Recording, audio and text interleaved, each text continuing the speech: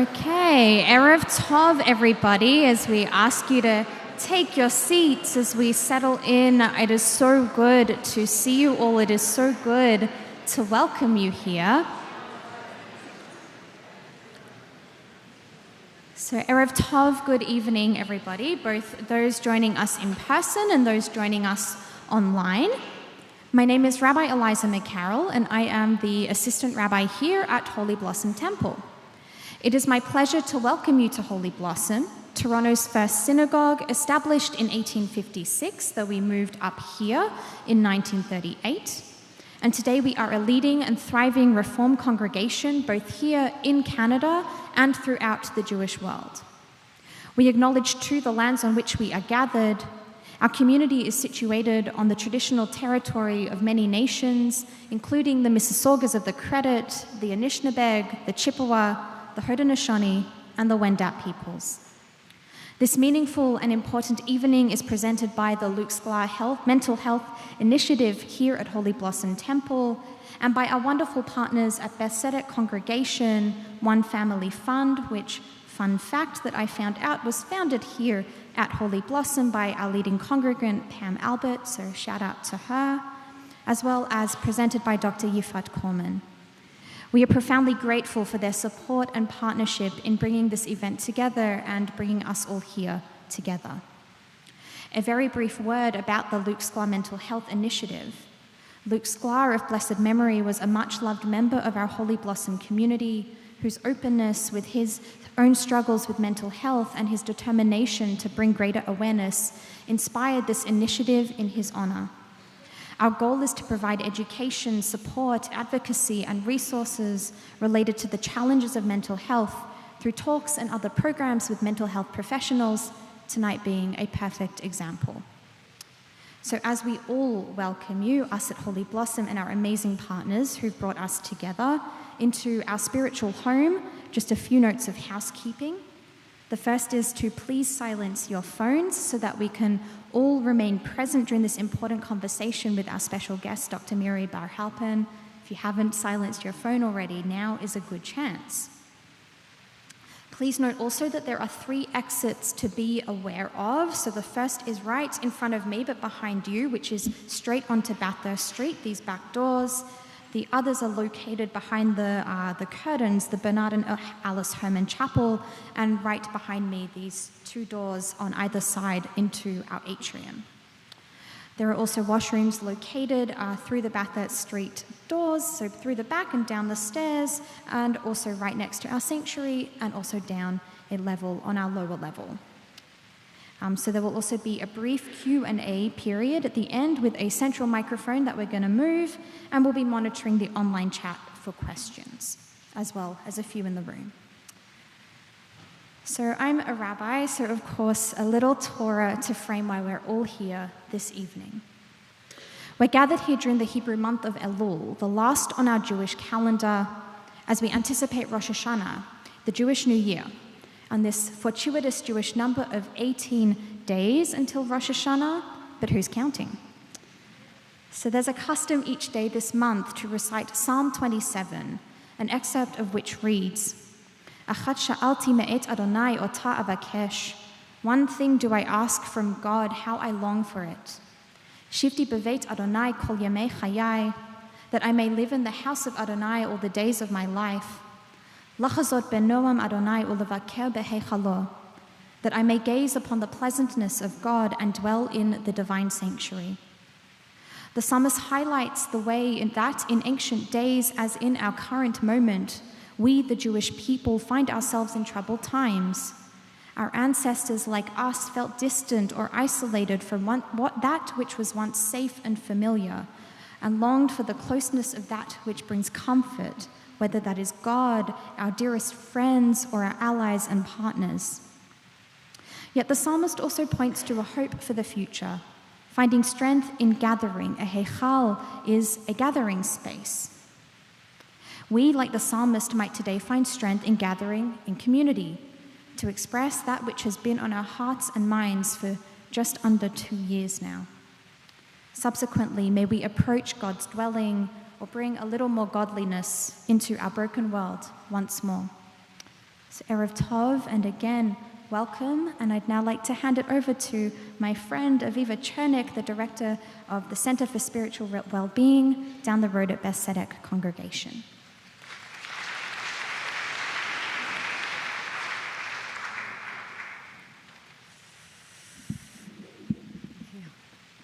Thank you, my dear colleague. Good evening, Erev Tov. It's really good to be with you. Beautiful to be back in this gorgeous sanctuary. I am honored to be here for this powerful and important evening. I want to begin by thanking Dr. Yifat Korman and Dr. Alina Strauss for initiating this event, really spearheading with such passion. To our colleagues here at Holy Blossom for hosting, and specifically, I just want to shout out to the Luke Sklar Health Initiative here at Holy Blossom for their incredible leadership. We are inspired by the work you're doing. So as Rabbi McCarroll said, I am the director of the Beth Tzedek Center for Spiritual Wellbeing. And what is that? So the center creates a community that is focused on shlemut, on wholeness, a community of shared Jewish language and practices to reconnect us to ourselves, to each other, and to the sacred in new and traditional ways. The center continues to engage hundreds of people, many of whom are discovering their Judaism in ways they didn't know were there, and in ways they didn't know were theirs. These engagements are not simply through events or programs. They are experiences designed to affect a person's well-being through care, connection, and Jewish wisdom. Be it mindfulness practices, embodied experiences, creative approaches to prayer, and authentic spiritual care, the Center for Spiritual Wellbeing is an important pillar in fulfilling Beth Tzedek's mission of living a meaningful Jewish life. So our contribution this evening is sponsored by Leanne Matlow and Mental Health Empowerment Day. This organization, MHED, was created to empower all those who live and work with children and youth who are dealing with mental health issues, one of the most pervasive issues in the world today. The goal of Mental Health Empowerment Day is to provide concrete tools for participants in the schools, community, institutions, and youth programs who work daily with this population. They work to build community, teach awareness, and end stigma. We're so grateful for the leadership of Leanne Matlow, Michelle Viner, and their team for this visionary and truly essential work. We hope that this evening will support those working with children and youth as it offers comfort, solutions, and actions for all of us.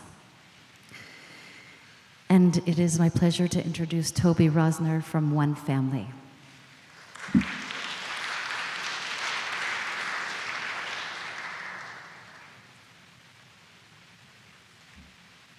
Thank you, Aviva, and good evening, everyone. I'm Toby Rosner, Executive Director of One Family Fund Canada. It's an honor to be here today and to welcome Dr. Bar Halpern, who will speak on a subject that's touching all of us deeply. And it hurts, and that's why we're here. One Family Fund Canada, the organization I represent, has been supporting victims of terror in Israel since 2001. Its Canadian roots, as was pointed out already by the rabbi at the introduction, trace back to this very building. During the Second Intifada, 24 years ago, members of Holy Blossom's congregation, under the stewardship of One Family Canada's original executive director, Pam Albert, and others, began collecting donations for Israel's victims of terror, even before One Family formally existed. That initiative quickly morphed into the official registered Canadian charity that is One Family Fund Canada. 2 decades later, it's devastating that the need to support Israel's victims of terror is even greater than it was during that horrific time that we thought was the worst. We at One Family understand that the trauma caused by terror doesn't end with the terror attack. For many, it begins that day and echoes through their lives indefinitely, unless met with care, compassion, and long-term support. One Family in Israel, with Canadian support and that of others internationally, provides financial assistance to the bereaved, but that's only the beginning. One Family operates under a magical but simple philosophy we call peer-to-peer healing, which is the notion that recovery can be expedited when trauma victims spend time together with others who know how they really feel. One Family methodologically brings together those who share the same kind of loss, mothers with other bereaved mothers, orphans with orphans, kids who lost siblings October 7th, and unbelievably now, even twins who lost their twin on October 7th. Our mission is to surround the bereaved and wounded with others who understand them, not just in theory, but from lived experience. And this simple human connection has the power to begin healing. In this room today, we too form a kind of peer group. While we may not be victims of physical terror here directly, many of us are feeling shaken, distressed, and vulnerable in a way we couldn't even fathom just 2 years ago. We see things in Israel, in our world, in our own country, and in our own city that feel hauntingly familiar, echoes of a darker past we hoped would never return. While my team's work focuses on sharing the voices of Israel's bereaved with Canadians, today we're here to listen to Dr. Bar Halpern and to each other, because connection is what carries us forward. The Jewish people have survived for thousands of years, not because we avoided hardship, but because we've shown up for one another in the face of it, and that's what we're doing here today. So with deep gratitude, I welcome and look forward to hearing Dr. Bar Halpern. Thank you for bringing your wisdom to Toronto in this difficult moment. We're honored to learn from you. And I'll turn the mic over now to Sherry Wilson, who will officially introduce Dr. Bar Halpern.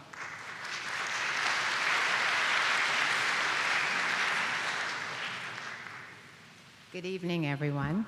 It is my honor to introduce tonight's guest speaker, Dr. Miri Bar Halpern. Dr. Bar Halpern is not just a clinical psychologist. She is a guide through some of the most difficult and painful challenges people can face.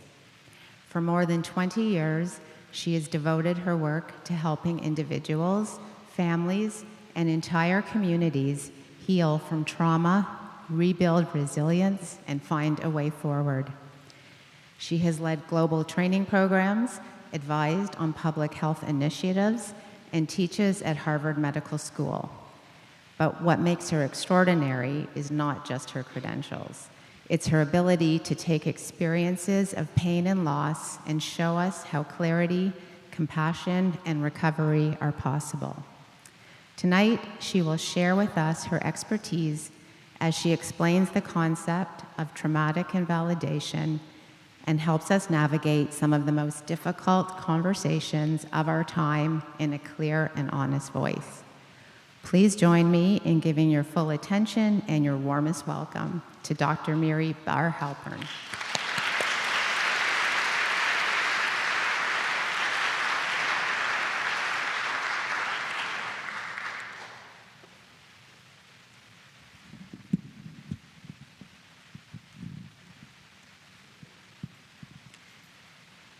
Thank you so much for having me today.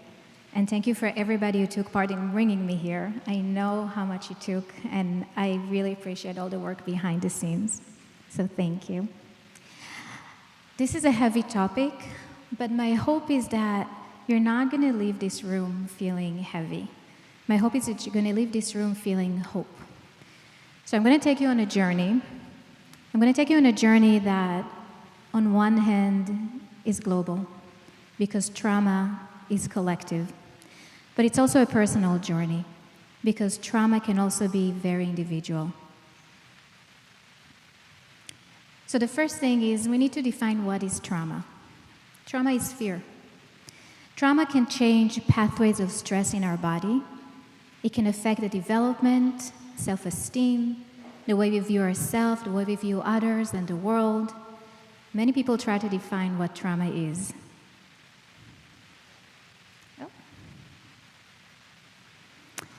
The way I like to look at trauma, especially now, is a spectrum. It starts with stress. Think about the last time you felt stress. Like I'm feeling it right now. My heart is beating a little bit faster as a lot of people in the room. And that's okay. That's going to give me some energy. Some stress is okay. And then we go to traumatic stress, when the stress starts to linger, when it doesn't end right away. We go all the way to events that are traumatic. And some of us can develop PTSD, post-traumatic stress disorder. What's happening right now is what we call CTS, continuous traumatic stress.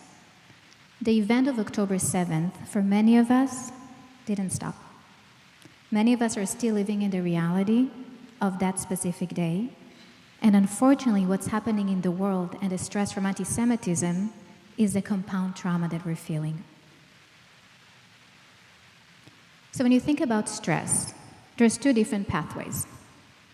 One pathway, for the psychologists or the mental health providers in the room, you probably recognize it from your work. If I have a client, and let's say they're afraid of spiders, in a controlled, predictable environment, if I expose them gradually to spiders, they would actually develop resiliency. It's called exposure. But when the stress is unpredictable, when it's prolonged, when it's chronic, when it's really acute, that can actually be a risk for PTSD.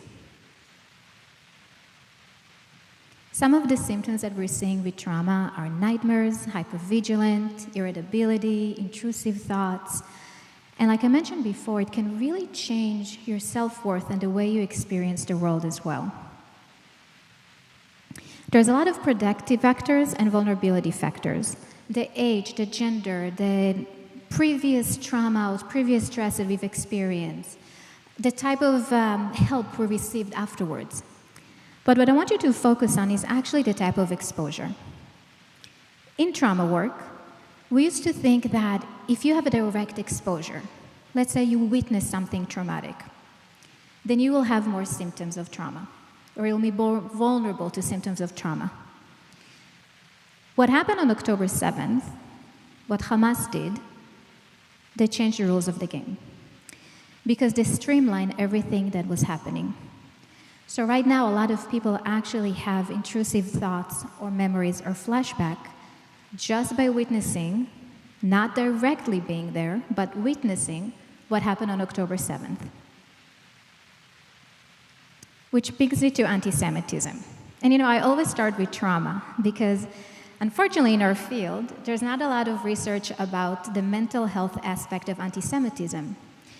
But when you look at the symptoms of anti-Semitism, it's pretty similar to symptoms of trauma. And just to be clear, I'm what we call an October 8th Jew. I'm not an anti-Semitism expert. I woke up in the morning of October 7th and out of complete fear response, needed to do something, I acted. I wrote a note in the Israeli Facebook group of Massachusetts, and I said, this is my cell phone number. I'm a trauma expert. Call me if you need help. Big mistake. I got flooded with phone calls. But very quickly, someone talked about the power of the community before. I was able to mobilize a team of clinicians that volunteered. And for over a year, about 8 of us provided free support for anybody who needed it. We sat in schools when immigrants from Israel came. We went to the IAC center and sat there as people were packaging things to bring to Israel. We gave seminars, webinars. We had 4 or 5 groups a week for parents, teenagers, schools, educators. If somebody needed help, we were there. And the reason I'm telling you that is because that's what I realized, that people are not just worried about what happened on October 7th and the war. What they experience is something different, and I'm going to talk about that. But when you look at about anti-Semitism, and this slide is just to make sure we're on the same page what it means. It's basically when you're putting Jews down. It's when you're bullying them, when you're harassing them, the Jew jokes, the tokenism, the whataboutism. You have prejudice. You have the modern anti-Semitism that you see online everywhere as well. All of this is other anti-Semitism. Just to give you some data, and I don't have the Canadian data. I know it's as bad, if not worse, than the US, unfortunately. But in the US, we have 10,000 anti-Semitic incidents between the 23 and 24. And according to the FBI, by the way, it is the largest hate crime. About 69% hate crime is against Jews. Just in 2025, there were 9,354 cases, 25 incidents daily. That's about 1 per hour against Jews. In K-12, the situation is not great as well. Sorry, I can't really see it, it's blurry, but in 23, there was a 135 increase in public school in K-12, 700% increase in anti-Semitic and anti-Israel incidences since October 7th, and then 237 increase threats directed to synagogue or their preschools as well. I'm going to share something more personal. This is the Massachusetts Teacher Association. After about 2 months of starting to fight anti-Semitism, my husband told me, okay, you need to pick something. You can't fight everything. And I picked them. Them and psychology, the mental health field, it's not great. The Massachusetts Teacher Association, it is the largest teacher union in Massachusetts. This is what they put in the curriculum for teachers to teach about Palestine and Israel. There is a recording actually from Massachusetts State House. I gave a testimony there about the mental health aspect of kids in K-12. And right after that, they called the Max Page, who is the president of the MTA. He's Jewish, by the way, and he uses it quite often. He started his testimony by saying, as a Jew. Most of us know where this is going to go. And they asked him, do you think, I can't really use that marker, but, oh, there we go. Do you think that this is anti-Semitic? And he didn't answer. And then they asked him, do you think this is anti-Semitic? I was like, well, I can see how it can be from both sides. There's no both sides to hate. Again, this is data from the United States. There's 71% of Jewish parents reported that their child encountered anti-Semitism in school. Right now, at least in the US, parents are monitoring curriculum, literally looking at what their kids are studying at school, looking at their books, looking at what their teachers are teaching them. And that's quite a burden for parents. This is very stressful because this is not our daily job. When I send my kids to school, my expectation is that they're going to be safe. I have a 6-year-old and a 9-year-old, and they're in a public school system. That's where they spend most of their day. I want to make sure they're safe. My job is not to monitor curriculum and figure out where the money is coming from. But that's what I'm doing these days. Higher education. So on campus, this is a study that came out recently that showed that 41% of Jewish students hide their identity. 1.1 out of 4 actually took security measures because they were so scared.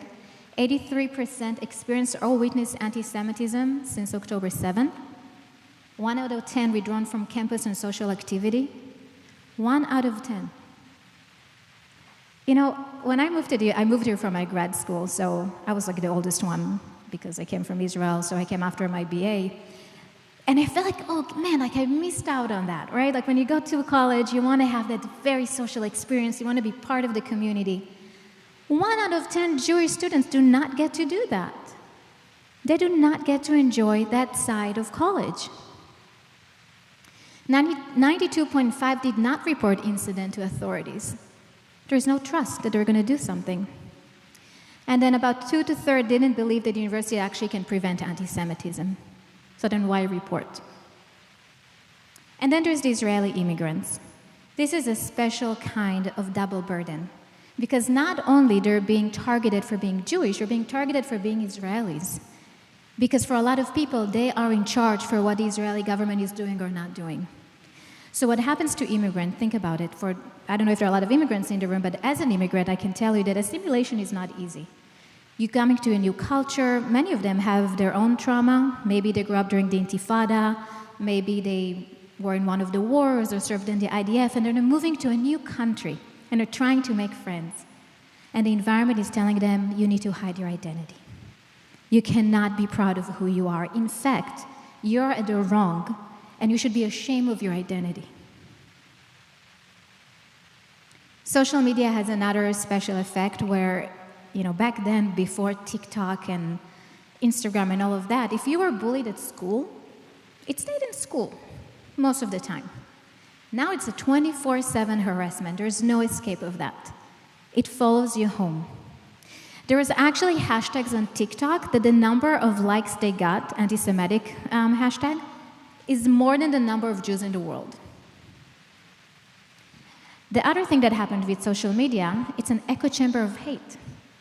This is where radicalization is happening, because you have your algorithm, and I'm sure mine is different than other people here.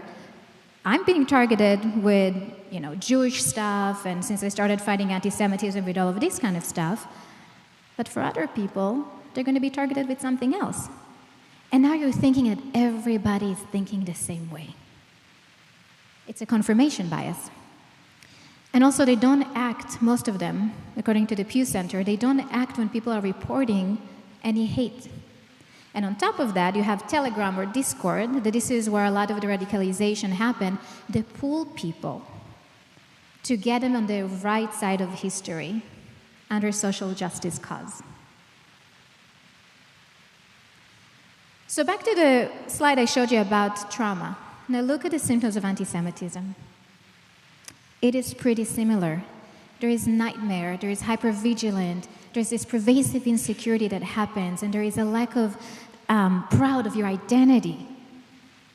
Isolation, struggle with cultural pride, fear of expressing who you are, and actually in my clinic, where I see my patients, all the way to suicidality and self-harm.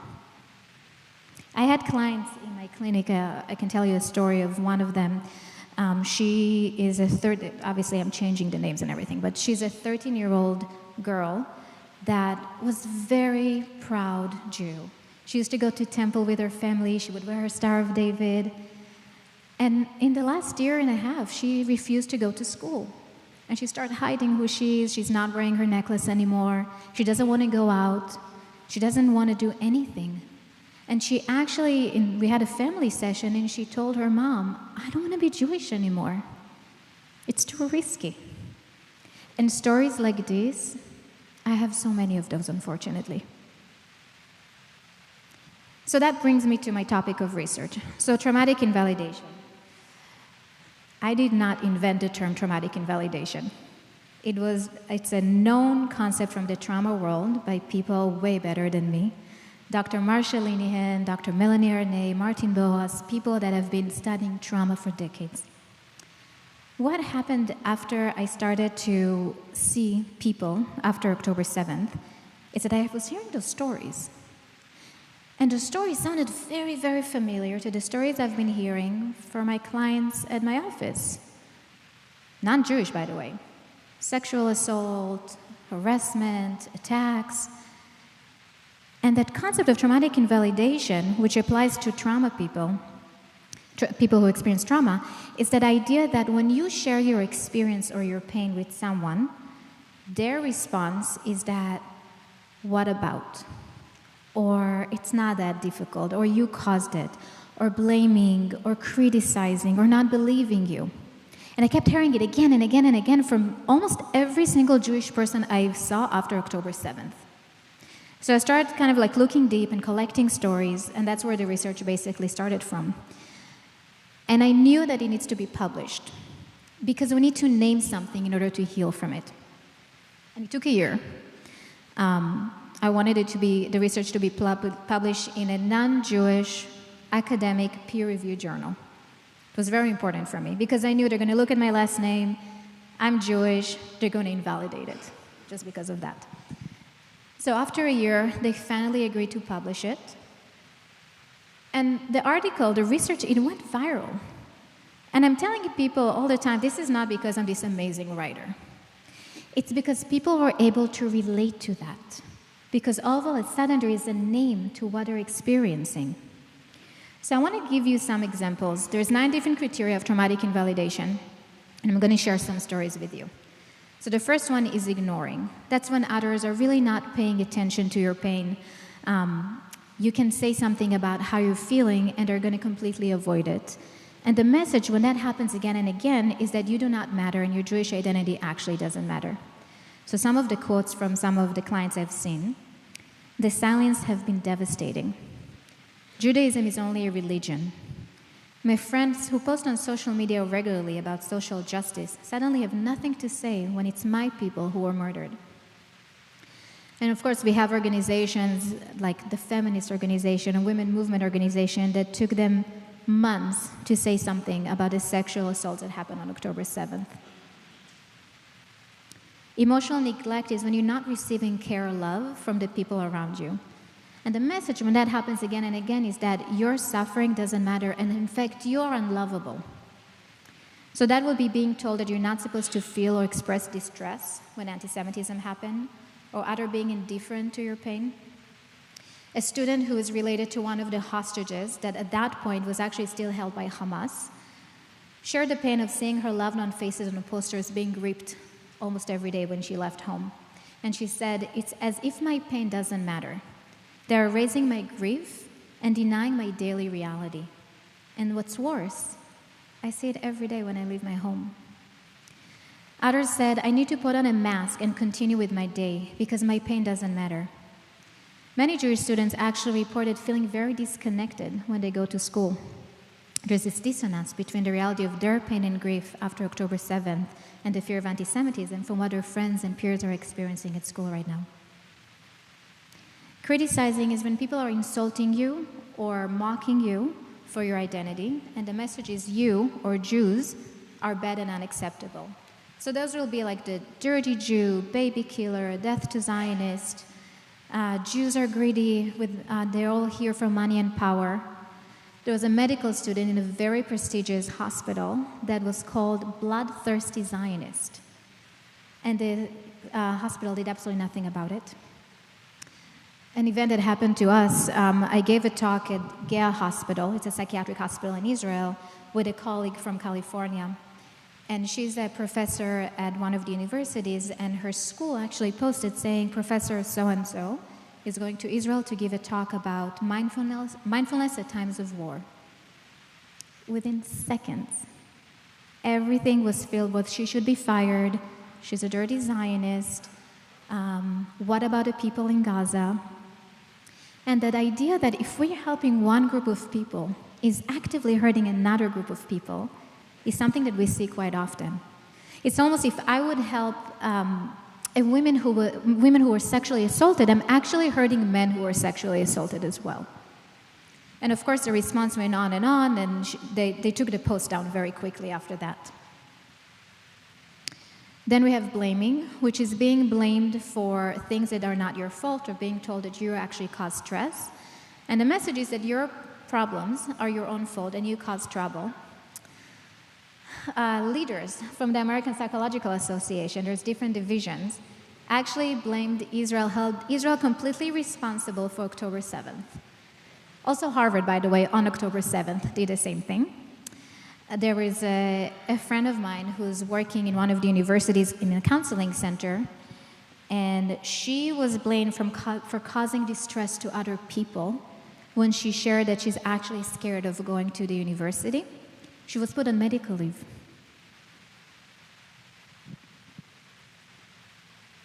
Misinterpreting is having your behavior and intention misread in a negative way, and the message is you cannot be trusted, and in fact, you are dangerous. So any expression of care or compassion to Jewish people is automatically meaning that you're neglecting Palestinian people.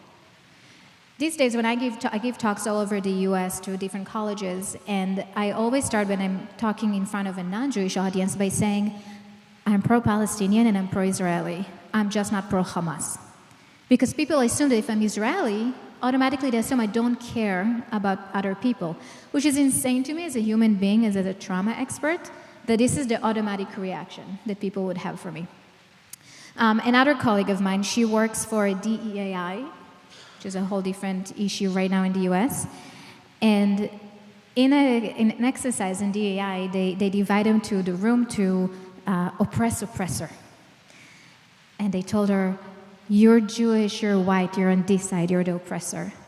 And she says, my parents are from Morocco. Like, I'm not white. Ah, but you're Jewish. You're an oppressor, you're gonna go over there. Automatically. Denying reality is being told that your perceptions are inaccurate of different events, and the message is that you are crazy and you cannot trust your own perception. So that will be, for example, being told that anti-Semitic incidents are actually not anti-Semitic at all. I had that happen with my previous boss. I quit my job as of June.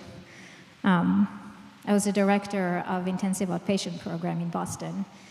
And after almost about a year and a half of this happening, I was done. And it's quite a betrayal. I worked there for 7 years. I really appreciated my colleagues. Some of them I considered my friends. And I had this conversation with one of them. You know, when something happens in our community, we tend to say, check in with your clients about. You know, let's say if there was something against Asian or black people, we would say, check in with your black clients if they're okay. So right next to our clinic, someone drew a Star of David and an X mark on it. I'm that Jew. I said, check in with your clients about that. And the automatic reaction was, how do you know it's not just anti-Zionist? It's like, well, I'm Jewish. I'm telling you that it's anti-Semitic, just like if any other minority will tell you that this is a hate against them, you would believe them. On top of that, I'm a third-generation Holocaust survivor. That's exactly what my grandparents told me that happened to them in the Holocaust. And also, it triggers me. It triggers my own trauma network. Didn't work very well. They said that it's a legit criticism of the Israeli government. Denying reality was also when people are denying what happened on October 7th, or denying specific events that occurred, like the sexual assault that happened. And think about what that means, by the way. A lot of my clients that experience sexual trauma were so triggered by that. Because what does that mean for them as women who were sexually assaulted in the past if the society is now telling them that didn't happen?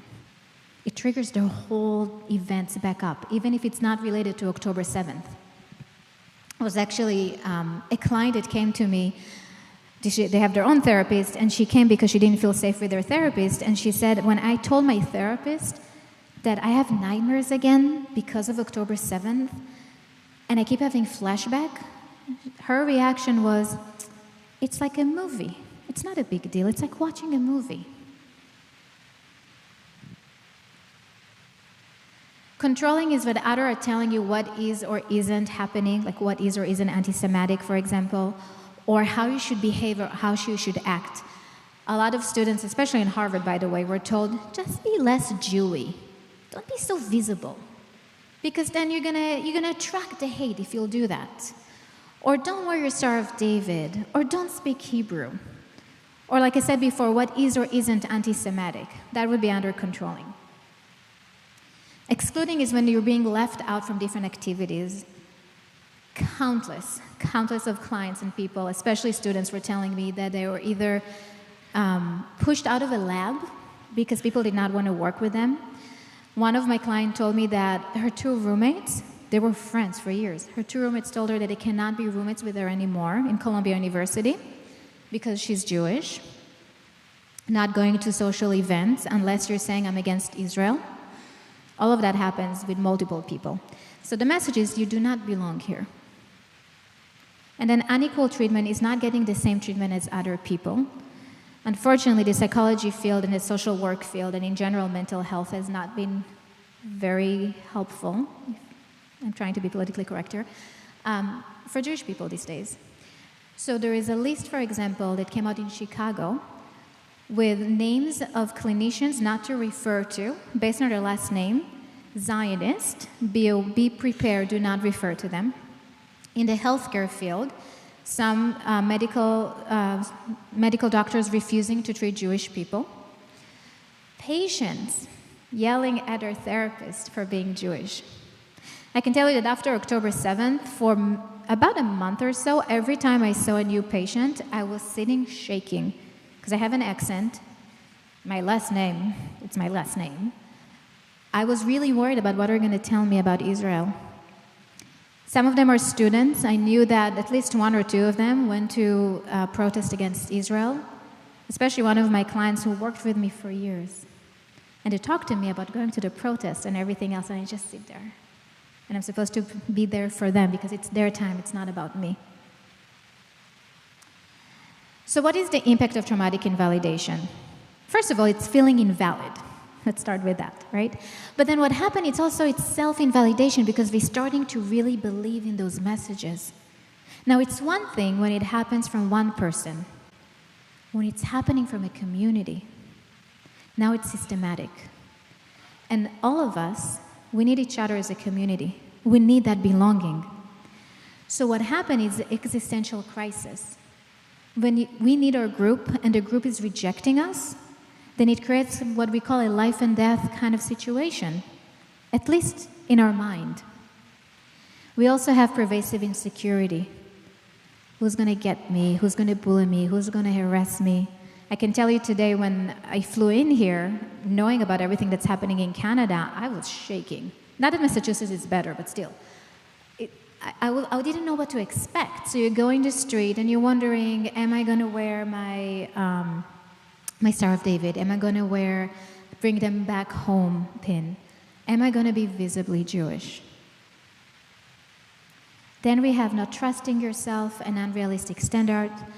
The not trusting yourself, that's a big one. I remember that maybe around the end of October, I was sitting next to my husband in the evening and I was telling him, I think that everything I grew up on was a lie. I'm going insane. I already told him that. Now again, trauma expert, proud Israeli, spent most of my life in Israel. I moved here when I was 25. I knew my background, and still I doubted it. So I did a deep dive, not TikTok, like actually read books from both sides. And that was just to confirm everything that I knew. That's what traumatic invalidation does. You start to really questioning everything that you believe in. And it has long-term effect as well. Not trusting authorities. Not trusting anyone, actually. Anxiety, depression, mental health issues that will go on and on. Think about our kids right now, right? K-12, college campuses. I'm focusing on K-12 because they're still developing their identity. Their brain is still developing. What we're seeing on college campuses did not start on college campus. It started in K-12. And if they're growing up in an environment that is pushing them out because of their identity, we have to figure out a way to protect them. As I mentioned, this is going to be very global but also personal, so I'm going to share a very personal story with you that just happened to me. About 2 days ago, I got into an argument with someone. It wasn't even an argument. We literally had a disagreement, and she didn't like what I told her. So she sent me this message, and she didn't go to, oh, you're a horrible person, or you're an idiot, or whatever name she can call me. She went to, Free Palestine. The conversation got nothing to do with the war. It was something between us. Nothing to do with Israel, but that's where she went with it. And I thought to myself, and I had this very visceral reaction, I was literally shaking when I saw that message.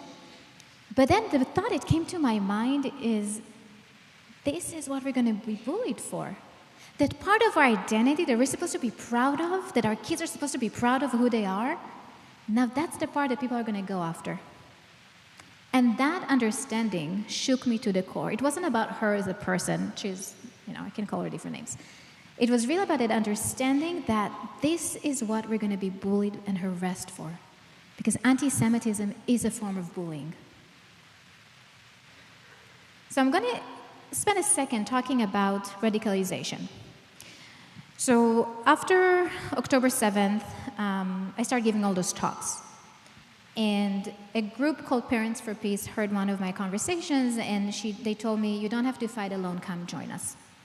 Now, Parents for Peace is an amazing nonprofit.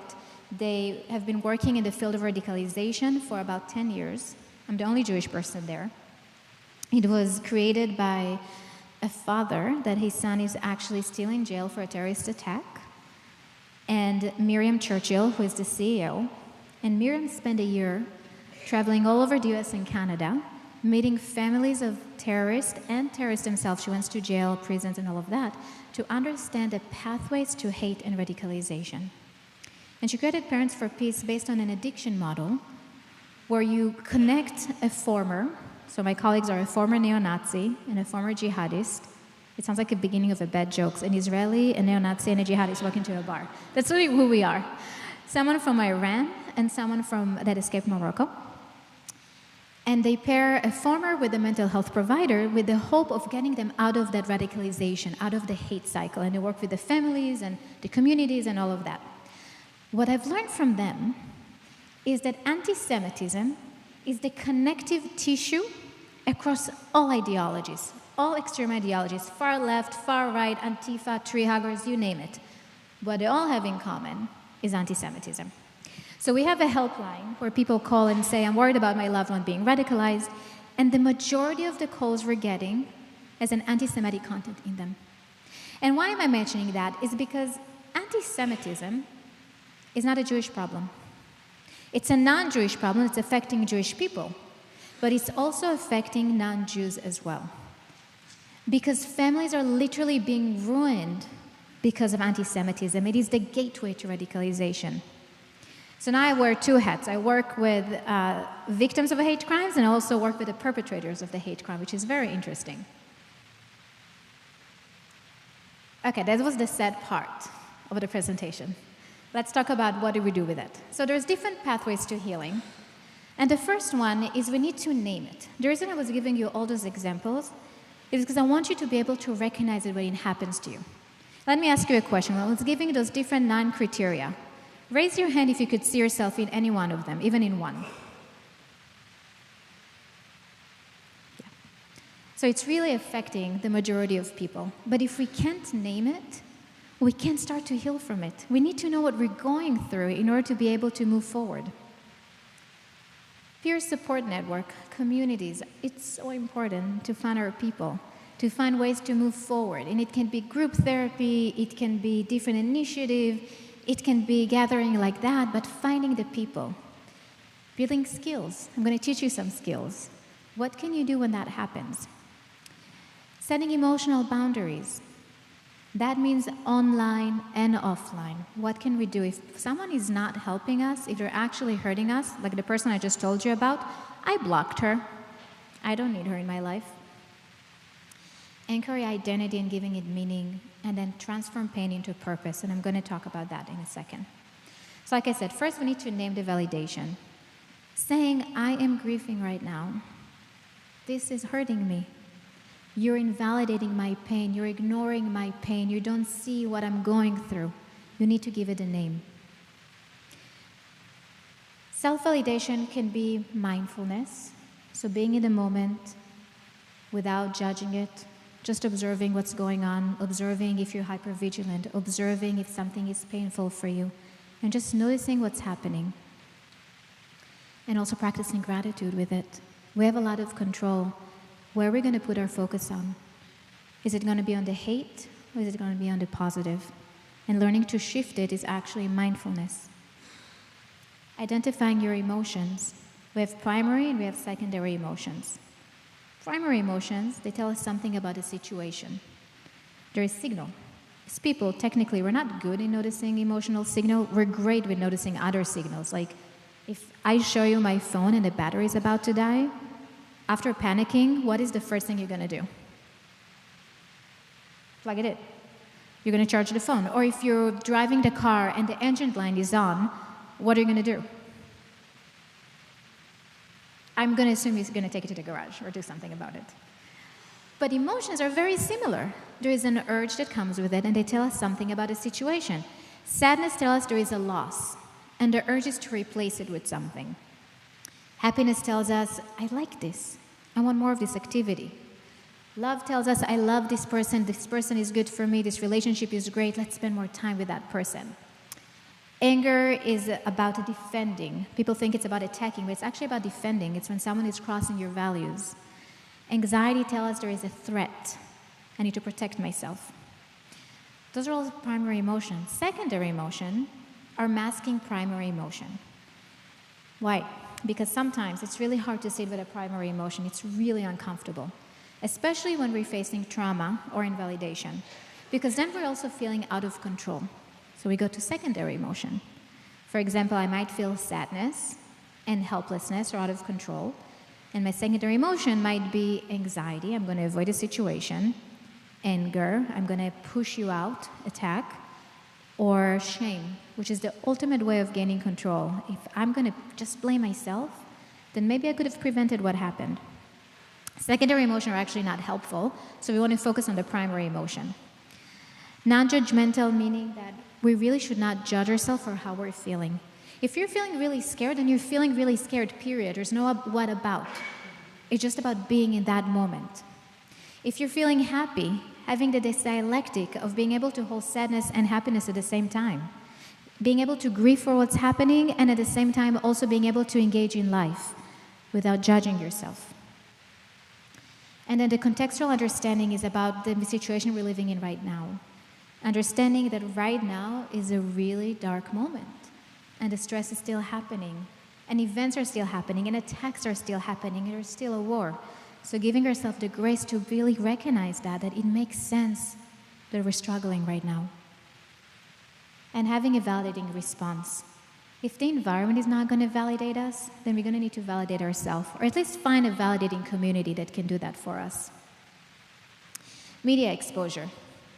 I'm not good in this, by the way. I'm better in teaching than doing it myself. But media exposure is really important to limit. It's not a bad thing to block people or block content. You're not being mean. You're protecting yourself. So limit social media specifically, and the news, by the way.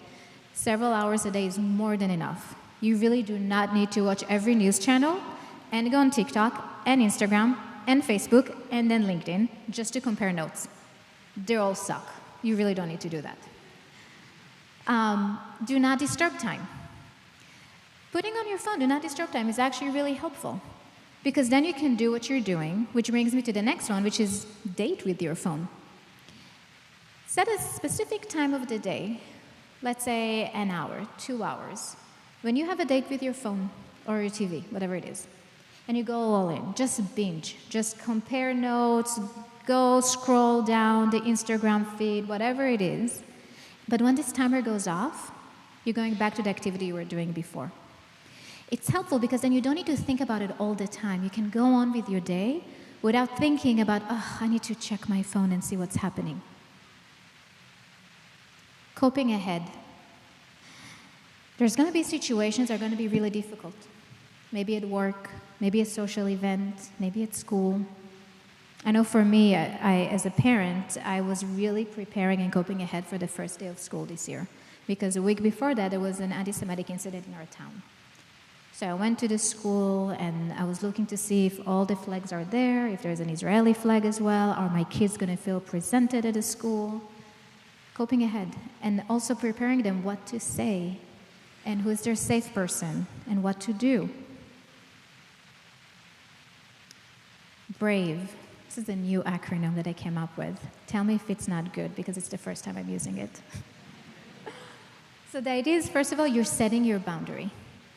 If you don't like something, saying, this is not for me, I don't feel safe here right now.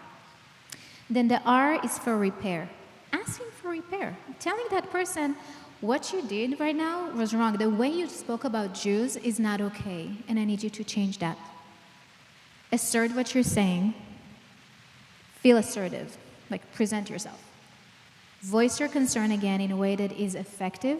Engage effectively, I mean do not escalate. When we're engaging with people, we want to be there as regulated as we can be, which might mean you need to use some skills to get regulated first. Come up with a very simple ask. The ask should be about repairing, be very specific about the situation, and then ask them to close the loop. We want to make sure we want to understand what they're going to do with it afterwards as well. Promote agency and value-based action. There was a picture there and it disappeared. So the idea about agency and value-based action is, how do we move the needle from resiliency, which is the ability to bounce back when something bad is happening to you, to post-traumatic growth, which is growing when trauma is happening. It's not about erasing the trauma, it's giving it meaning through agency. Tip skills. For those of you who knows dialectical behavioral therapy, that's where it's from. Tip skills stands for temperature, intense exercise, paced breathing, and progressive muscle relaxation. So ice diving is an example of temperature. You literally take a bowl of cold water, you put ice in it, and you put your face in it for about 10 seconds, 13 seconds without breathing. It's really cold. You're not going to be able to think of anything. But also, what it does, it mimics the diving reflex, which means your brain thinks you're underwater, so there's more oxygen that's going to flow through your body. You can also take a warm bath or anything to change your temperature of your body. Paced breathing, it's about inhaling and exhaling in a lower phase. It's diaphragmatic breathing, breathing from your belly, from your diaphragm. So that can be square breathing. You breathe in for 4, you hold for 4, you exhale 4, you repeat it 4 times. Or anything that the exhale is longer than an inhale. And if you just Google diaphragmatic breathing or paced breathing, there's so many different videos. Intense exercise, this is not about going to the gym for an hour or 2. This is about 5 to 7 minutes of really intense exercise, like jumping jacks, or push-ups, or running up and down the stairs. I was literally doing push-ups with my clients with heels in my office. It works. The idea behind it is that it releases the feel-good hormones to your body, so it really changes from the inside. Trauma is a loss of top-down control, literally from the brain to the body. So by doing all of those stuff, you're moving from the body back to the brain in order to get the prefrontal cortex. I'm going to get nerdy for a second, stay with me. So when you think about the brain, there is the part of the brain, it's about executive functioning. That's the prefrontal cortex. When we're being triggered, the middle part of the brain, the limbic system, the amygdala, takes over. That's the fight-flight response. So if the amygdala takes over, that part of the brain is all about thinking, just shuts down. Now think about being at school or being at work, and your amygdala now is overactivated. You can't really function very well. It's really hard to solve math problems when that happens. So doing tip skills kind of bring back that control back to the brain so we can think a little bit better again. Oh, we're missing a slide. It didn't show up. There was another slide about progressive muscle relaxation, and that's when you're tensing your muscles and releasing it in different groups. So for example, if you can, do this, like really, really, really tight. Hold your hands, super, super tight, and let go. Do it one more time, super tight, like literally white knuckle, and let go. And one last time, just for fun. And let go. Notice the difference between when it's tight to when it's released. Sometimes we really need to tighten the muscles in order to feel the relaxation. And when you do it, you go through different muscle groups. You can go through your neck and your stomach and your feet. And again, Google is a great place to find a lot of scripts for that. The power of the community. I just learned recently about polyvagal therapy, which is about using the neurons and using the body in order to create more connections. And what I really like about it, there is something about the connection with other people as a way of regulating. Because when we see someone, for example, being more calm or relaxed, it can affect us to be more calm and relaxed. And there's different gestures that we do to make it happen. So for example, if you do that with your head, usually it's like a calm situation, or if you lean forward, or if you just relax with your body, or just breathing next to someone, it's going to be mirroring it for that other person as well.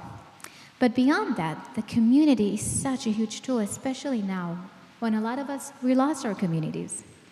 And a community doesn't have to be a religious community. It can be book club or gardening or whatever you enjoy doing. Any type of community that is within your values, within your interest, is helpful in those situations. And we want to reinforce Jewish joy and pride. If you remember, I showed you a few slides ago about the impact of traumatic invalidation and how it really creates a shame. Now, here's the interesting thing about shame. Shame is the only emotion that animals do not have. because it doesn't have any evolution reason to have shame. Shame tells us that you are bad. And the urge with shame is to hide. Guilt, on the other hand, is about I did something wrong. And the urge is to repair. So if someone is feeling shame for their identity, because this is what it's being targeted, we want to reinforce that. We want to be proud and loud about it. And that means physical spaces and emotional spaces as well. So how to talk and what to do in terms of kids? That's a question that comes up quite often. How do I talk with kids about anti-Semitism? And my 9-year-old asked me about a month ago, there was a video of me on the news, and he saw it, and he was asking me, Ima, why do people hate Jews? It's like, what do you answer about that? But you need to, because you need to have this conversation, and unfortunately, you need to have this conversation in a very young age these days, because you want to prepare them for what's coming. You want to tailor the explanation to the child's age and personality. The conversation I had with my 9-year-old is very different than the conversation I had with my 6-year-old about Israel, about the war, and about anti-Semitism. You want to be short, concrete, and you want to give them the space. If it's too much, you know your kids best. Notice their body language. Maybe you should take a break. Maybe it should be not before bedtime. Maybe during dinner. Find a way to do it in a way that it's not too overwhelming. And you want to be attentive and responsive to their question. Be curious. Ask them what they know, what they heard. When you think about teenagers, they know everything. They saw everything. So just ask them what, or ask them to show you. You might want to sit with them and ask them, can I see your feed on social media? Can we talk about that? And you might want to navigate that to them. Ask them, what do you think about that specific video? Or what did so-and-so told you in class? Or when you study history, what happened? And the other thing that you want to do is restore control. Anti-Semitism, trauma, all of that, especially when it's happening through a long period of time, takes away our control. So we want to find moments of control, and that can be routine. In my house, we started this routine that every dinner I ask them highs and lows of today. We have dinners together. They still go to their activities. We just visited my family in Israel, and I had to navigate to them that the war is still going on. So what is a safe room, and what do you do? And we had a situation where there was an alarm, and my 6-year-old goes, no, don't worry. This is a small war. It's just Yemen. It's not Iran.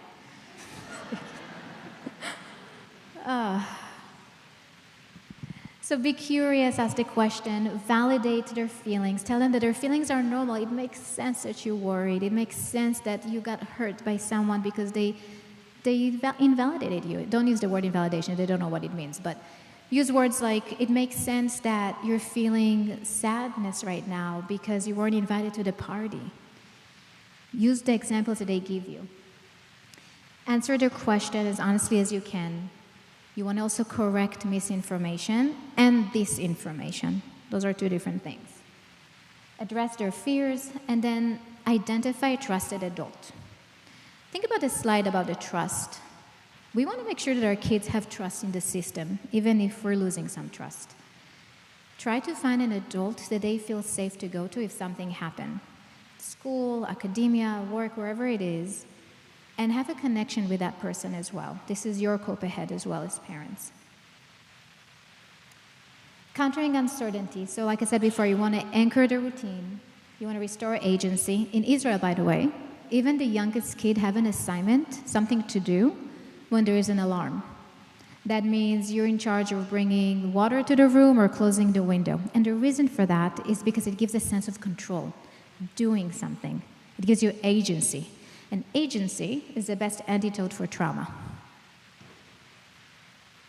So we spoke a little bit about resiliency versus post-traumatic growth, and I'm going to get a little bit personal here. Okay, let's see how that goes. Okay, so this is me before October 7th, and I'm mentioning it because my identity completely changed after October 7th. So if you ask me who I am or who I was, a mom and a psychologist, Israeli, third-generation Holocaust survivor, a psychologist, an immigrant, My husband lost his father in 9/11, so I'm very connected to understanding trauma and terrorism. That was my dissertation. I actually wrote a book about the mental health aspect of war and terrorism on kids. Those are my two kids, Noam and Aria. When Noam was 15 months old, we found out that he has a very rare condition, and he had basically a life-threatening situation, and he had a surgery that saved his life. And Aria, when she was 10 months old, we found out that she had exactly the same situation. So during that surgery, they were intubated and under induced coma for a week. So I sat there. With Aria, it was during COVID, so I was also alone. And I sat there and I was looking at Noam, and I needed to do something because I was going nuts. And I had a choice. I could just sit there and cry, which I did, or be upset, which I was. But at some point, I said, to do something is in my blood. That's my coping skill. So I end up writing during that week, kind of like a handout for parents who are going through a similar situation that is based on my work. So skills and agency and DBT and ACT and all of this kind of stuff. And that saved me. But what happened? If that would work. Not working. Hold on. Oh, that's a quote that I really like. So the reason I'm saying that is because this is Edith Eger. For those of you who don't know her, she is a Holocaust survivor and a trauma expert who wrote the book The Choice and the Gift. And this is my favorite quote. It says, "We can't choose to vanish the dark, but we can choose to kindle the light." So I chose to kindle the light in that situation. And what happened from that protocol, it actually became a protocol, the Breathe protocol that we're now using at MGH in the airway department. I became the co-chair of the Parent Family Advisory Committee at MGB. Different initiatives, all of them. Got the Ether Dome Award, started advocacy for parents' mental health, a bunch of stuff. It did not erase my trauma. I still have it. But it did help me cope, and it gave meaning to that experience. That's post-traumatic growth. So on October, and those are my kids are fine now, by the way. Those are the kids, they're cute. They really like each other. So that led me to the understanding of what does trauma-informed activism really mean. That's another really nice quote. I'm all about quotes. Not everything that is faced can be changed, but nothing will be changed without being faced. So I took that experience, and like I mentioned to you, on October 7th, I started to help the Israeli community in Massachusetts, but out of that came so many different initiatives. I joined Parents for Peace, and I started to do all those education at schools, and I wrote an article, and I started a podcast, and did a training in Israel. I mean, there's a ton of different stuff. And what I've learned from that, when I took a moment to pause, is that not only it gave me meaning, my own trauma symptoms from October 7th went down. Just like my own trauma symptoms from when my kids were in the hospital went down. The scars are there, because post-traumatic growth is not about erasing what happened to you. It's about growing and transitioning and transformation while things are still happening to you. It doesn't happen overnight as well. So what can you do? You can take actions. You can find out what is on your value. We all have different values. What is something that you care about that you can do? It can be writing letters. It can be doing panels. It can be bringing people to speak. It can be educating others or volunteering. It can be having one-on-one conversation to change people's opinions, putting signs, writing on social media. Not everything will work for you. I'm not a protest person. I tried. Doesn't work well for me. I went to a protest one time in my town, and I was with my family and my dog, and there were a bunch of people with signs saying, "Stop the genocide, ceasefire now," Israel signs, Israel is the devil, and all of that. And I came to one of them thinking, "Oh, I can have a conversation." what I was thinking. And the reaction, and I asked him, well, ceasefire who? Hamas? Because I'll stand with you. He's like, no, ceasefire Israel. They're killing kids just like your kid. And they're pointing on Noam. And I lost it. Became very emotional. My amygdala was taking over. To the point that Noam goes, you're making it worse, Ima, let's go. That, it's bad when your 9-year-old is telling you walk away. So I don't go to protest anymore. That's not my thing. As a community, there's actually a lot of things that you can do as well. You can have trauma-informed policies, or at least ask for trauma-informed policies, engage people in conversation. You can collaborate with different organizations that will amplify your voices. Relationship is everything. You want to build this connection with allies. You want to call them out, by the way. After October 7th, there was this amazing woman in Massachusetts, and she started roundtables for allies. And for 2 years now, almost, she brings every month Jews and allies together to the room. And she has a lot of power. She used to be in politics. And she calls on them. She tells them, I stood here for you. I gave you money. I advocated for you. I helped you. Now it's your turn. You need to do that for me. Very specific call for action. And then she's checking in the following month. What did you do? Did you actually take action? Did you stood up? Did you do something? Did you speak up for me when I wasn't in the room? Are you an upstander or are you a bystander? So allies like Parents for Peace, if you know of someone you're worried about being radicalized, call our helpline. Actually, one of my colleagues is from Toronto, Mubin Sheikh. Mubin has an amazing story, way better than mine. Mubin, he was radicalized when he was a teenager. And he joined the Taliban. He went to Afghanistan. And then 9/11 happened, and he was like, whoa, I did not sign up for that. So he started talking with a different imam who got him to, I think it's Sunni? It's a form of Islam that is about peace.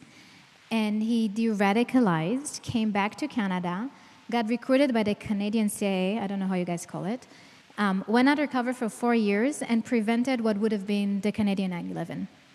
There is actually in the Spy Museum in Washington, D.C., there is an exhibition about Mubin. He's an amazing human being, and I see your face. Yeah, it's amazing, I know. I told you, his story is way better than mine. And he works now, talking about post-traumatic growth, about changing pathways to other people as well. And let me tell you, my colleagues, Mubin and Arno is the former neo-Nazi, there are the people that speak for me when I'm not there. Those are my upstanders. When I fought the MTA, there was a radio show and people came over and started talking. Arno came online and said, what they're saying, what MTA is saying is what I said in the 90s as a neo-Nazi. It's exactly the same thing. I used to call the American government the Israeli Zionist bullies. And when it comes from Arno and not me, Jewish Israeli, it holds way more power. Another thing you can do is help parents report. A lot of parents don't know how to report. We have different organizations in the US that help us with that. I Googled, I hope it's correct, but I think those are the ones that you have. B'nai B'rith, Jewish Federation, you can report to us. Center for Israel and Jewish Affairs, and Superintendent in School. It's important to report because we want to track it, and we also want to make sure that people are calling it what it is. Anti-Semitism, and not just saying a hate crime.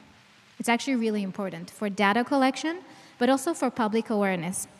In Massachusetts, there is this amazing initiative. I don't even know if it's called an initiative, but there is, under the State House, there is a special committee to combat anti-Semitism, and they came up with the recommendation for K-12, and now they're working on other parts of the spectrum. But one of the things that came out of the recommendation is that not only it's important to report, it's also important to close the loop. So as a parent, I want to know what they're doing with the report as well. What are you doing for repair? And it's important to tell people that this happened. And hopes and values. So finding good in difficult times, it's really important. Like Edith Eger said, kindling the light. The word Natan in Hebrew, you spell it forward and backward the same way, nun taf nun, or N-A-T-T-A-N, it's the same in English. Because when you give, you get something back. Find something to give, because you're going to get back so much more. It's going to give you energy. It can be something small, taking your kids to volunteer, whatever it is. Find something that gives you that agency as well. When you do that, you get out of the tunnel vision that we've been living in for so long. You start seeing grays and not just black and white. You start seeing that there is hope. And I always say, when we sing Hatikva, the hope, we stand together. We stand united. Usually our head is held up, because when we're together, we are stronger and we can give each other hope as well. So I have to end with a quote. There is always light if only we're brave enough to see it, if only we're brave enough to be it. And that is my call for action for you, because I always end with a call for action. Be brave, be united, and be together. It doesn't have to be big. It can be one small thing. It can be saying to yourself, what is under my control today? And it could be, I can make up my bed and choose what I want to eat today. That's taking control if you're doing it mindfully and if you're telling yourself, I'm taking control right now. It can be big. It can be organizing an event like Dr. Carmen did. It can be bringing a panel. It can be advocating at schools. It can be telling your child what to say or what not to say and coping ahead. Do it mindfully. That will give you agency. Agency, antidote for trauma. That is how we're winning this. Together with control. Thank you.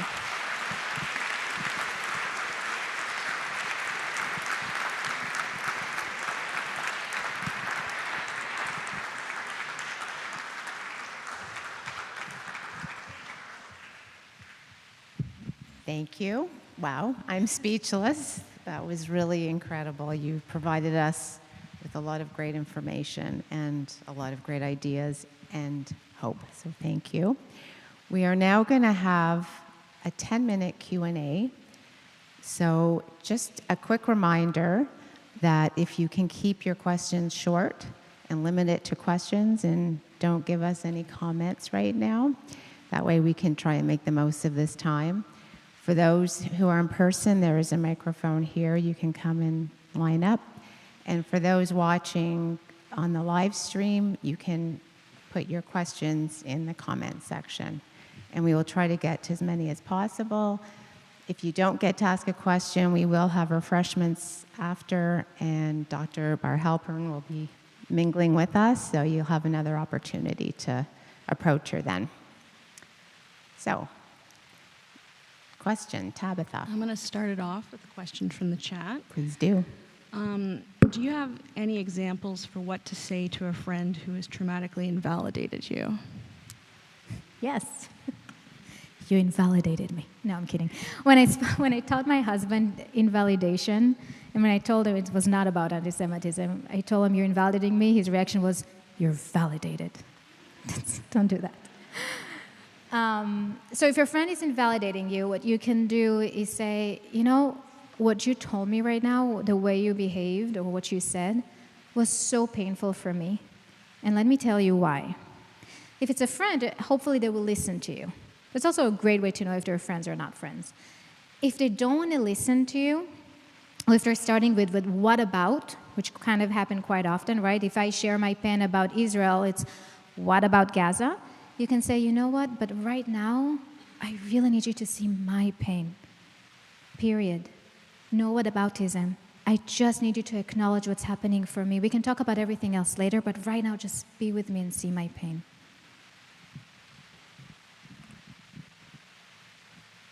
Thank you for your talk. So I guess I'm struggling with because what's happening obviously from different perspectives is very challenging on multiple perspectives. And so I guess I'm wondering what your thoughts are about whether, so if we're speaking with somebody that we feel is traumatically invalidating us, what if they're also feeling traumatically invalidated by our perspective? And so how should we be trying to validate their perspective while expecting validation from them? What are your thoughts on that? It's a mine thing. So I see people as people. And I always say, if you start looking at people as people are not as problem, and listening to understand and not to respond, then you're halfway there. So let's say if someone is telling me, you're actually hurting me right now, I would pause and say, okay, tell me more. Lean in with curiosity, right? Ask questions to understand. Now, validation is not about agreement. Validation is about showing the other person that you get it. So it might be that the other person is saying, well, I'm feeling that you're hurting my feelings because you're not acknowledging the pain that I'm going through. Okay. Thank you for telling me that. That was not my intention. I'm really sorry. What can I do to make sure that you know that I get it? Ask questions. And then you pause and you stay with it and you reflect back. It's a give and take, back and forth, to see people. And that's where I would go with. I can absolutely validate someone without agreeing with their perspective at all. I actually did this exercise when I was teaching validation in Israel. I was asking them, can you validate, show them a video of one of the serial killers who used to eat his victims. Obviously, I don't agree with his behavior. But he was saying how in the video, he wants to feel connection to people. So you're acting this way because you're feeling really sad and lonely and you want to feel connected. I see. Don't agree with you, though. Right? There is an and, there's no but. So that's how you go back and forth. Yeah, go for it. Because my understanding of validation has been to find the truth that I can actually hear that's real, rather than just sort of give a placating kind of validation. Yeah. So would it be helpful to actually listen for what truth I could agree with? Would that make sense? Find a grain of truth that you can connect with, you don't have to agree with. So pain is pain. If someone is sharing their pain, I'm going to connect to the pain. We're all human beings. I might not agree with what happened, but I can't argue with someone's emotions. So it's not about agreeing with everything, it's about seeing their perspective or finding a grain of truth in their perspective. It's a small nuance. Thank you very much for the trauma talk. I think I've experienced every one of those invalidations. I wonder if you could comment on, the world has gone mad, okay? And everybody seems to be against us, whether it's on social media, in the streets of Toronto, in universities, wherever.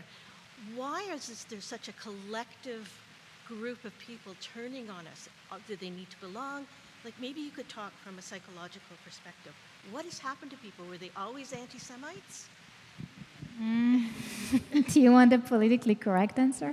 No, don't give me the politically correct answer. I am not an anti-Semite. This is not my area of expertise. What is the theories behind anti-Semitism? There are actually great books. Ben Freeman talks about it quite a lot. I think what we're seeing, though, are echo chambers of hate. And when you normalize hate for one group, you normalize hate for other groups. So when you see people on campuses, for example, a lot of them have no clue what they're talking about. But it's kind of cool to be part of it, right? I mean, there's so many videos on social media when you ask them which river, which sea, and they have no clue, right? But if they want to feel accepted, they're going to that side. So 100% anti-Semitism is in the rise right now. It's not a small, loud minority. It's there and it's real. I think what I've been learning is it's always been there. We just didn't know. And now it's kind of cool, so it's more out there. In the documentary October 8, which if you haven't watched it, please run and watch. Every American and every Canadian and every person around the world should watch it. It actually shows that in the 90s, they showed the recording by the FBI. There was a meeting of the Muslim Brotherhood. And they're saying, we need to get into the academia and to the government, and this is the message we're going to give to the left, and this is the message we're going to give to the right. So this has been here. This was a very long game. We just woke up on October 8th. Have you noticed that they've gone from saying, I'm anti-Zionist, to actually coming out and saying they hate Jews? Oh, yeah. In the last little while. So if you ask Arno, for example, he would tell you that anti-Zionism is anti-Semitism. That's former neo-Nazi said that. Yeah. We have another question here from the chat online. Someone here who joined as a non-Jewish ally asking, What message do I most need to give to non-Jews about how to support their Jewish friends/coworkers? Thank you for being here, ally. The message is speak up. Speak up for us when we're not in the room. Speak up for us when it's uncomfortable. Speak up for us when we cannot speak up for ourselves. Educate other people. Call on your non-Jewish friends and colleagues. Give them some information. A lot of people really are just not educated. They have no clue. Give them this information. And in terms of being an ally for the Jewish community, ask people around you, the Jewish community, what do they need to feel safe? It might be something more individual and personal. Thanks for being here. Brucha haba. I'm a university student. I'm a grad student at York University, which is notoriously anti-Semitic. The first day of school today, there was Free Palestine chant, so that was fun. I TA a lot of students, and I'm kind of limited in what I can do as a TA. What would be some suggestions you might have for me in how to support Jewish students in my capacity as a TA and not a friend or really a community? Like, I'm a TA. I am terrified of revealing my identity because I'm also TAing people who chant for my death. So why would you be scared or uncomfortable? I don't know. So if you feel comfortable, I would say visibility is actually important because you're modeling safety for other people. So for example, I didn't feel safe for a while to put a sign outside my door because I was worried about my kids. And then I walked in the neighborhood and I saw United Against Anti-Semitism sign, and I felt so good. I came home and I put a sign on. Not for me, for other people. So if you can make the physical space somewhat safe, and it can be like a sticker or something, or even if you don't feel comfortable doing it, reaching out to the Jewish students and just introduce yourself and say, I'm your safe person. If you need anything, I'm here. And you can share, I don't feel comfortable sometimes, but we're in it together. If you need something, I'm here for you. I think that would go a long way.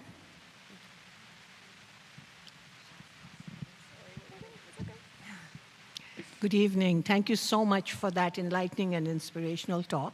My name is Raheel Raza. I am the president of the Council of Muslims Against Anti-Semitism. And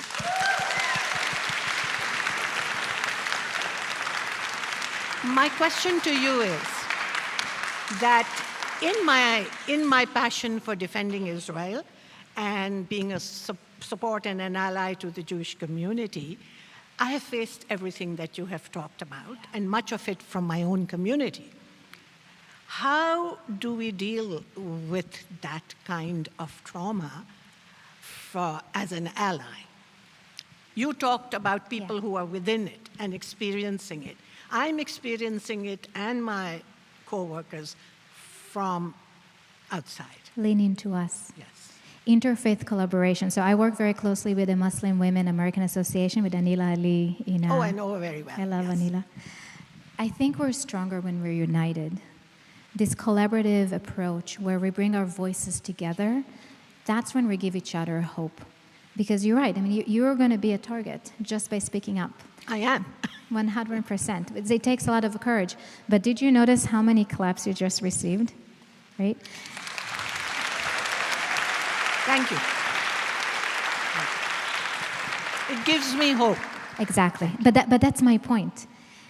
Kindle the light. There's so much light. And it takes so much courage to do what you're doing, even in my opinion, more so than a lot of people in this room, because you're being a target from your own community as well. So lean into the light that you get from other people here. Thank you. Thank you for being here. Thank you.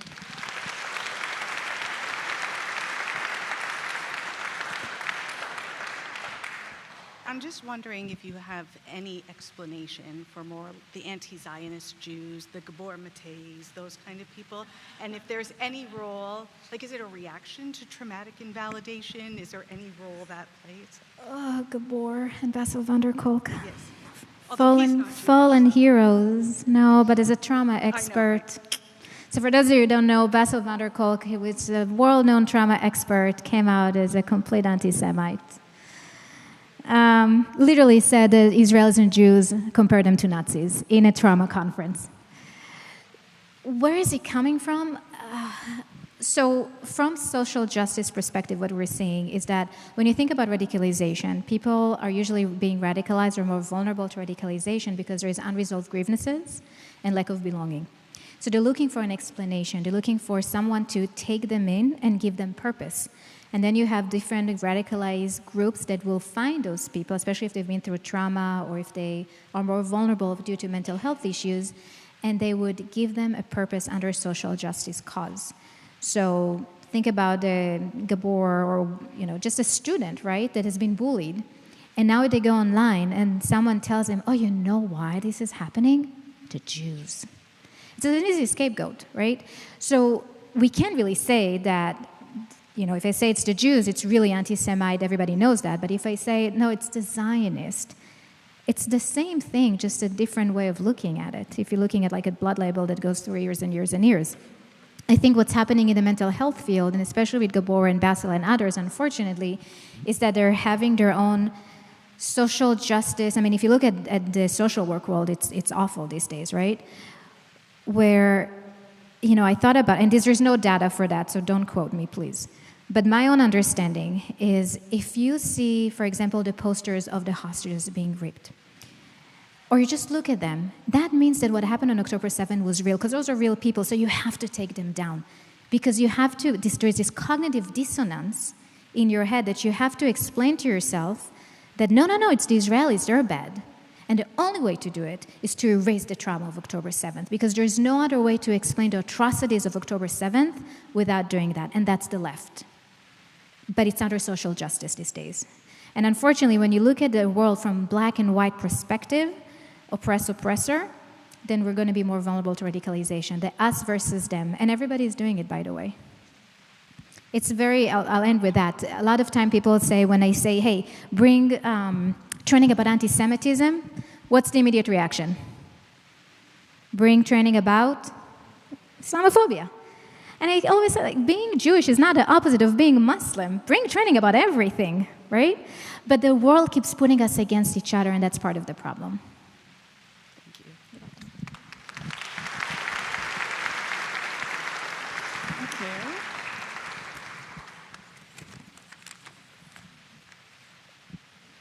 That was wow. So please join me in thanking Dr. Mary Bar-Halperin for a very dynamic, engaging talk. Your research helps our community put into words what so many of us have felt since October 7th, 2023. The term captures many aspects of denial, minimization that we as Jews in the West have been subjected to. My name is Ifat Korman. I'm an Israeli-Canadian clinical psychologist here in Toronto. I moved to Toronto in 1988. I married a Canadian. Together we're raising 2 daughters. In the first 35 years of me being, I don't know why I'm emotional, it's you guys. In the first 35 years of living in Toronto, not once have I experienced an anti-Semitic sentiment. But that all changed on October 7th. A small example. A couple months ago, I went to a private club in Toronto. I went to the hot tub. I introduced myself to the woman next to me. I told her my name. She heard my accent. She said, "Where are you from?" I said, "I'm from Israel." And she said, "Time for me to leave the hot tub now." As if my very presence was tainting the water we were in. My family, my colleagues, my friends, and my clients all report the same feelings of being othered, gaslit, invalidated in private and public spaces. When I first read Dr. Bar-Halperin's article back in May, I knew instantly we needed to hear her voice in Toronto especially with the explosion of anti-Semitism and Jew hatred around us. And look at you guys, we have 300 people here and over 150 people by Zoom. These numbers speak volume, and I'll just say thank you to Holy Blossom and Luke's Clower Foundation of Bet Tzedek and the Mental Health Education Day and One Family Fund and Dr. Alina Strauss and Dr. Stephanie Bott and Dr. Stephen Stein and Janice Weintraub. Did I get everybody? I think so. Thank you. Because it doesn't matter what your politics are, if you're left or right, or liberal or conservative, whether you blame Hamas or the Iranian regime or the response of the Israeli government, it doesn't matter. Your experience is being politicized and invalidated for one reason: you're a Jew. Here's another example that happened this week. Coldplay concert. 2 Israeli girls were called up on stage. Chris Martin, who's the band leader, he didn't know where they're from. He asked them, "Where are you from?" And they said, "They're from Israel." He was warm, and he said, this is a quote, "I'm treating you as equal humans on earth, regardless of where you're from." He quickly followed with a shout out to Palestinians. I don't believe Chris Martin is an anti-Semite. I don't think he meant to do harm, but he did. Because what he said meant that there was an assumption that Israelis and Jews need to apologize for or justify their existence as part of the human race. Otherwise, why would you say it? Would he ever have said it about any other minority group? I don't think so. And this is the same way that Israel faces world condemnation by the UN more than Russia, China, North Korea, Sudan, Congo, Taliban, Iranian regime combined. This is exactly the double standard and invalidation that Dr. Bar Halpern were talking about. But here's the hopeful part. As Dr. Bar Halpern reminded us, we don't have to stay silent. We can rise up and be heard. We can resist the popular narrative, and we can reclaim our power. As Jews, we have always transformed our pain into purpose. Look at Israel. We build, we create, we celebrate life. So as we move forward with courage, with conviction, with compassion, let us refuse to be silenced, refuse to be diminished. As many Jews before us have done, we too can walk through this moment of history together. And on that note, before you leave, you should know that we have snacks and drinks. I'm not sure where, somewhere there. And when you come out, just be mindful not to create a bottleneck. If you're a mental health professional, we have a workshop with Dr. Bar Halpern on Friday, 3 hours, and you're welcome to find one of us, and we'll help you find out how to register for that. And thank you for being here tonight. Laila Tov.